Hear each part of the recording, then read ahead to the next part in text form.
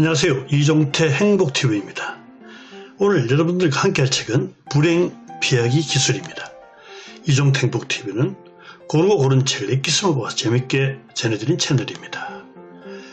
롤프 도벨리지엄 2018년도 출간된 책으로 불행 피하기 기술, 좋은 삶을 방해하는 것은 무엇일까? 가치 있는 것만 남길 수 없을까?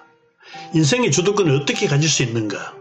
불행을 피하면 좋은 삶은 저절로 온다라는 주제로 말씀드리겠습니다. 첫 번째, 불행 피하기 기술. 신경 쓰이는 것은 빨리 사라지게 하자. 과태료나 세금 회비는 기부라 여겨 즉시 납부하고 갈기갈기 찢어버려라. 불쾌한 문자는 바로 삭제하고 화가 날 상징 물건은 흔적도 없애라. Out of sight, out of mind. 안 보면은 멀어집니다. 두 번째, 마음이든 물질이든 비치지 마라.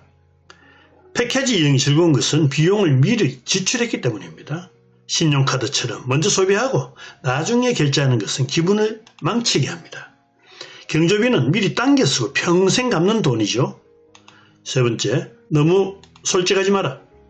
솔직하면 무례해지고 직설적이고 독설을 해야 하고 상처 주기 쉽습니다. 인간은 원래 겉과 속이 다른 동물이니 좀 뻔뻔하게 살자. 의심, 좌절, 낙심은 일기장에나 드러내십시오. 네 번째, 5초 생각하고 대부분 거절하라. 작은 부탁을 자주 들어주는 사람은 늘 후회하면서 합니다. 90%의 경우는 거절해도 그리 손해볼 게 없습니다. 하기 싫은 일과 싫은 사람은 거절을 할 수 있어야 행복합니다. 다섯 번째, 융통성을 찬양하지 마라. 융통성은 불행, 피곤, 목표 이탈의 지름길이 될 수 있습니다. 중요한 문제에서 융통성은요, 유익이 아니라 함정이 될 때가 많습니다. 좀 고집스러운 삶이 더 행복할 수 있다. 여섯 번째, 아무하고도 비교하지 마라. 비교는 아래와 하지 위로 하지 마라. 절대로. 사실 아래하고도 비교하지 마라. 돈에는 영혼이 있어 시기심을 부릅니다. 일곱 번째, 좀 뻔뻔하고 까칠하게 조금 사치스럽게 살자. 하기 싫은 일 하지 말고 만나기 싫은 사람 만나지 마라. 거침없이 말하고 단박에 거절하고 자기의 일을 고양하자. 부끄러움은 당할수록 성장합니다. 공작새의 화려한 날개 깃털은요, 천적에게 노출되어 위험합니다. 임팔라라는 동물이 있습니다. 사슴과 비슷하고 낯선형의 독특한 뿔을 가지고 있습니다. 수컷끼리 싸울 때는 뿔소리가 대단합니다. 이 소리를 기다리는 존재가 있습니다. 임팔라의 비극입니다. 결국 자랑스러운 뿔이 비극이 된 것입니다. 나이 든 조종사도 있고 과감한 조종사도 있습니다. 그러나 나이 들고 과감한 조종사는 없습니다. 실패를 경험해 봤기 때문입니다. 난소복권의 행운. 북한이나 아프가니스탄에 태어난 아이와 미국에서 태어난 아이의 미래 가치는요, 평생 소득의 80% 정도 차이가 난다.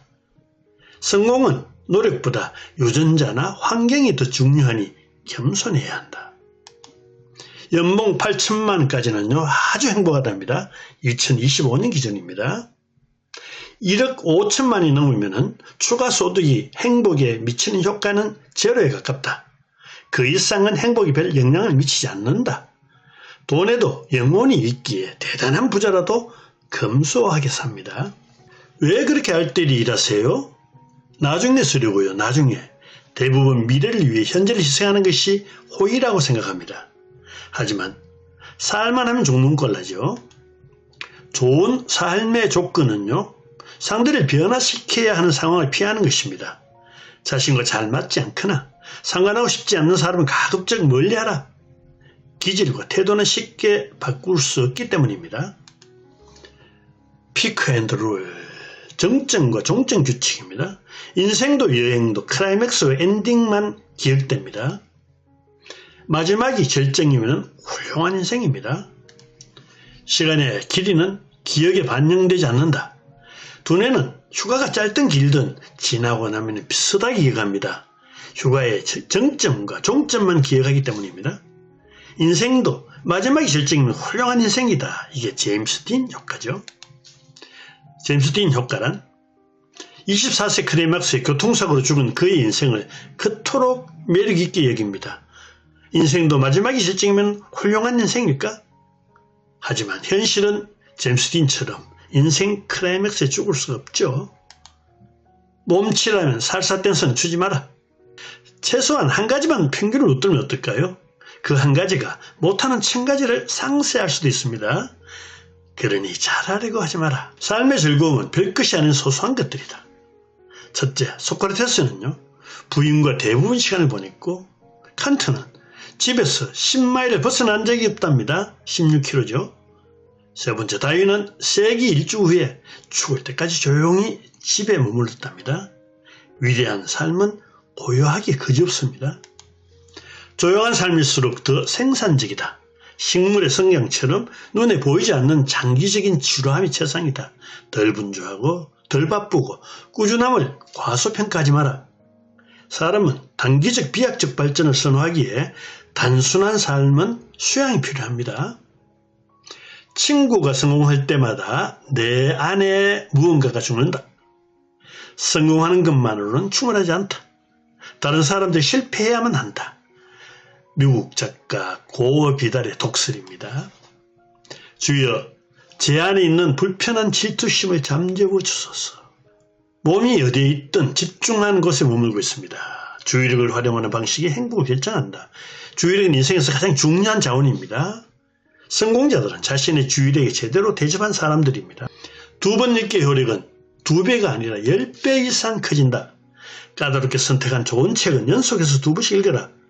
기억나지 않는 독서는 잘못 읽기 때문이다. 한 번 읽으면 3%만 기억에 남고 2번 읽으면 30% 정도 남는다. 세상의 모든 것의 90% 쓰레기다. 스타전 법칙인데요. 첫째, 내 생각의 90%는 쓸데없는 생각이다. 두 번째, 내 감정의 90%도 근거 없는 것이다. 세 번째, 내 소망의 90%는 헛된 것이다. 네 번째, 문자와 이메일도 90%는 헛소리다. 뭐가 쓸데없는 것인지 아닌지 고민된다면 그것은 쓸데없는 것이다. 자신을 과대평가하는 것은 문명의 질병이 되었습니다. 첫째, 스스로 대단하다고 생각하지 않을수록 삶은 더 좋아집니다. 두 번째, 자기 편향에 빠지기 쉽고 목표보다 스스로 높이기에 늘 고달픕니다. 세 번째, 다른 사람들이 잘난 체하는 꼴을 못 봐줍니다. 불행 피하기 기술 결론입니다. 무엇인지 정확히 말은 못해도 무엇이 아닌지는 정확히 압니다. 마치 새인데 그 이름을 다 모르듯 무엇이 좋은 삶인지 다 모릅니다. 신이 그렇고 삶이 그렇습니다. 좋은 삶을 살고 있지 않다면 당신은 틀림없이 그것을 알고 있을 겁니다. 불행 피하기 기술은 영리한 행복의 기술이다.